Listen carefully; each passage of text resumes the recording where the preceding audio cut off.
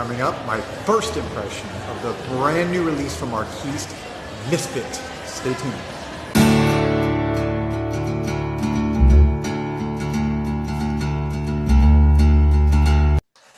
Welcome back, everybody. This is Joel the Nose coming to you from Miami, and today I'm going to do a quick first impression of a brand new release just in the last couple of weeks from Arquiste. That's the American niche house Arquiste, and also Mexican American. One of my favorite niche houses, amazing. And they just released a new fragrance called MISFIT. Okay, and I'm going to put up a picture here of MISFIT.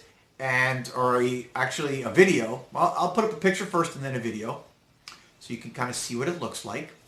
And you can see it. These bottles are amazing. I love the bottles. So cool. So just different and distinctive. And the creator of this house is an architect, historical architect. So everything he does is really cool with the bottles. Atomizer. You'll see this thing is like a puff of just amazing fragrance comes out. So. This was just released 2019 in the last few weeks. I think this is going to be one of the first reviews you see because I haven't found any else that are out there on YouTube or anywhere else. So I think you're getting a scoop here. Osme, my local perfumery, just got it in the last 2 days. So I'm one of the first people to get their nose on it, and I want to bring it to you. This is a unisex eau de parfum. It retails for about $190 for their 100 ml bottle. I think that's the only size. They don't have any other sizes, but for 100 mLs, $190 to get such a high quality niche house. I think, again, this is one of my favorite niche houses. I think it's a real good deal. I reviewed some of their other fragrances. I'll put up a card for L. That's one of my favorites. I actually own that, so you can look at that. And anyways, what are they trying to do here? They're one of the quotes they talk about with this fragrance is, "Things go in and out of fashion." This is a throwback to the 1800s in France, in Paris, when things in the aristocratic class used to be over the top, and then it fell out of class with the middle, fell out of, fashion when the middle class took over. And so this talks about how things go in and out of fashion, and this is now back in fashion, this kind of classic fragrance with a modern interpretation. So let's get right into it. At the top you have Bergamot, from Calabrian in Italy. You have carrot seeds, you have Angelica, you have lavender. In the heart, you have Bulgarian rose, Ambrette. You have Akigalawood, Styrax, and at the base you have Patchouli, Labdanum, Tonka bean, and Balsam wood.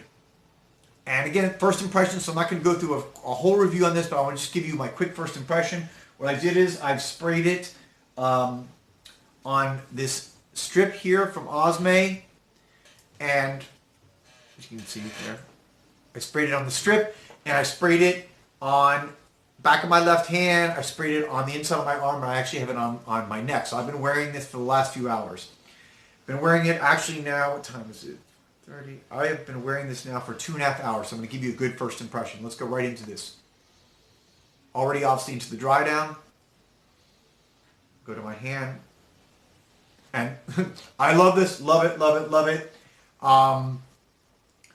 What can I say? It's very earthy, it's very woody, but it's very natural. It doesn't smell synthetic at all, and you can tell by a lot of the ingredients they have, which are from specific regions. Very warm and very balsam-like. I get that balsam wood right at the top, actually, even though it's a base note, I'm getting it right off the top. And it's also coming in a little spicy. I love it. So it's just very masculine. I know it says unisex. I got to say, I think this is a masculine fragrance. I don't think this is going to come across very well on women, just off my first impression. This is something that I would wear. These are the type of fragrances that do exceptionally well on my skin, that come across as warm and spicy and masculine and classic. All their fragrances, because from Arquiste, they have this kind of historical context, to me remind me of like an old church pew or a library or a French palace historic wood, kind of that almost pungent smell, but not pungent in a bad way, just a strong odor. It's a little powdery. I like that. The patchouli definitely kicks in after, I would say, about an hour. I start to get this patchouli, like right now, on my skin, since I'm at the 2.5 hour mark. I'm getting patchouli.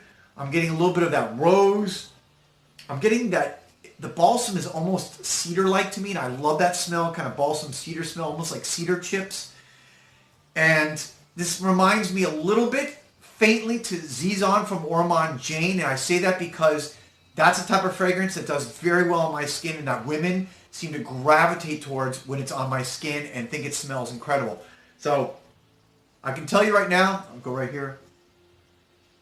This is going to be an absolute winner for me. If you like warm, masculine, classic fragrances that are manly and almost aristocratic, but still everyday use and good for all types of weather and all year round, this is going to be something I think that you will want to get your nose on. Like I said, obviously I don't know how long it's going to last. From, if it's anything like L, it's a good 8+ hours on my skin and projects for a good at least 3 hours. This is still projecting right now. I'm at the 2.5 hour mark, so just to give you a heads up on that.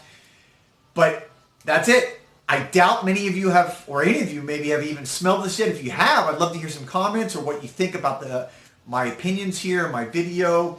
If you have not subscribed already, please consider doing so. I'd really appreciate it. Those that have, thank you very much.